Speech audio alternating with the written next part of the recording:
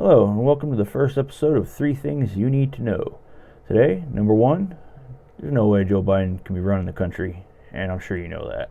Number 2, we'll discuss the border deal. And number 3, we'll talk about how the Mexicans actually feel about immigrating to the U.S. I think you'd be surprised. Well, the first video I want to show you is from Tammy Lauren of Fox News, and she says a lot of things that I've kind of been thinking all along. So here she is. Hope you enjoy, and we'll talk about it after. Me with such frivolity. That's a good one. Frivolity. After that report we saw yesterday, good Lord. Tommy Lowen with us this morning. The Democrats' problem is how to get Biden out, right? It might be, but I'll tell you what I think. They mentioned he has a great team around him. I don't think so. I think his team is fed up, and I think that they're not going to keep Biden in the basement anymore. You saw it last night. They could have had him do a statement without reporters. That would have been much safer of an approach.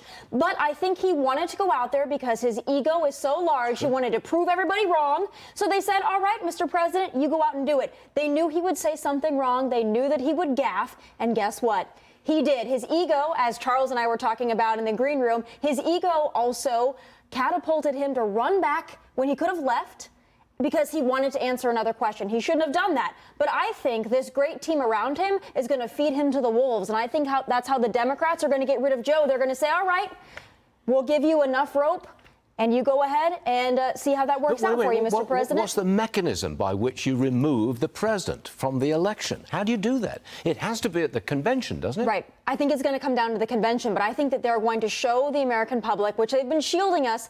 They're no longer able to shield us. This president cannot think, he cannot act. Do you think they're going to put him out there in public on the campaign trail, daily, weekly, all the way through till November the 5th or to the convention, deliberately to see him mess up? I think we're going to see it more often than we would have in the past, because I think that they need to convince this man it's time to step away, and they're going to really leave it up to him to do that to himself. And I also want to know, this great team around him, I would like to know who's running our country. I don't think it's Joe. I didn't vote for one of his staffers. I didn't vote for Joe either, but nobody voted for his staffer. So I'd like to know who's running our country in the interim. It's Barack. But that's just probably a good guess. Yeah. The White House is defending the president after he mixed up world leaders with dead people. Watch this, please. Roll it. Look, many people, elected officials, many people, they can misspeak sometimes, right? It happens to all of us, and it is common. All right. Now, he made another gaffe last night. He confused the presidents of Mexico and Egypt. So that was not much of a defense, was it? No, that'd be the third time this week that he has done that. He's done that in the past, calling on a congresswoman who died in a car accident the month prior. This is nothing new. We all misspeak. We all say things that maybe we didn't mean to say. We confuse things. But when it becomes a pattern, that's when you have to worry. And I feel badly for Press Secretary Karine Jean-Pierre. She's got one of the hardest jobs in the country, because every day she has to get out there and defend that. It can't be easy for her. But her non-explanation of, this is just business as usual, everybody does it, not 3 or 4 times in a week. Be prepared to see it more often, though, because like I said, I think they're setting him up to fail, and we're going to watch the cookie crumble. And then we will have President Kamala Harris. Or candidate Gavin Newsom, which is what I have long held is going to be the case. That's why he is the happy foot soldier for Biden, because when Biden decides it's time to go, Gavin will just... It didn't really surprise me when to hear her say that, because it's something that I've kind of been saying for a little while now, is that I think behind the scenes his staff has been trying to politely encourage him to step down, step aside, but his ego, he doesn't want to, so I think that this report coming out, especially as damning as it was, is just kind of their way of kind of strongly encouraging him, I guess you could say, to step aside, to make it even more obvious. And like she said, I think they're going to feed him to the wolves, because, they've put themselves in a pretty bad spot, and it's entirely of their own making, and so, they kind of they deserve everything that they get from it, because, look what happens when you promote based on diversity instead of qualifications. It doesn't really work out all that well. So this is a situation entirely of their own making. They ran Joe Biden to begin with when he had age questions, and they picked Kamala Harris when she was obviously not qualified.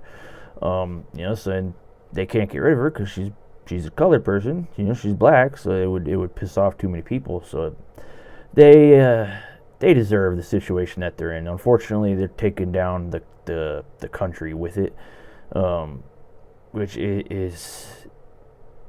I just don't know how anybody that is for America or supposed to represent America can really preside over the destruction of everything that our forefathers and our ancestors and our predecessors have fought for to make this country what it is. And it just bewilders me. I mean, I know they're Democrats. I know they don't think the same way as I do, but at the end of the day, you are an American, aren't you? You are supposed to be working for America's interests first, aren't you? I mean, that's why I don't understand why they came down on the so-called America First movement so hard, because, I mean, it's kind of your job is to represent America and to put it first. I mean, if you're putting another country first, you're a traitor as far as I'm concerned, because I don't understand how anybody could do that.